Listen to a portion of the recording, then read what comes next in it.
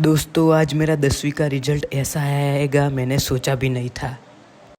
राम दोस्तों। So hello guys, कैसे हो आप सब लोग। सुबह सुबह उठा, ब्रश किया और फिर पापा के साथ निकल गया दूसरे खेत की ओर। देख सकते हो जा रहा हूँ पापा के साथ।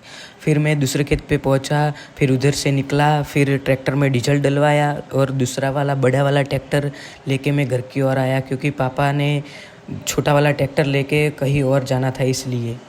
फिर भाई लोग घर पे आया और दोपहर को तो सो गया। फिर शाम को निकला, खेत में जा रहा हूँ क्योंकि ट्रैक्टर लाना था घर पे। देख सकते हो ट्रैक्टर लेके घर पे जा रहा हूँ। फिर बाद में घर पे पहुँचने के बाद पापा के साथ ये ट्रॉली के अंदर चारा था वो लेके पशु को देने जा रहा हूँ। फिर साला कमर में ऐसा झटका लगा कि रुला ही दिया। भाई लोगों, मैं तो मजाक कर रहा था, मेरा रिजल्ट सच में अच्छा आया है। मेरे को 71% आए हैं। सब्सक्राइब कर देना। बाय बाय, जय श्री राम।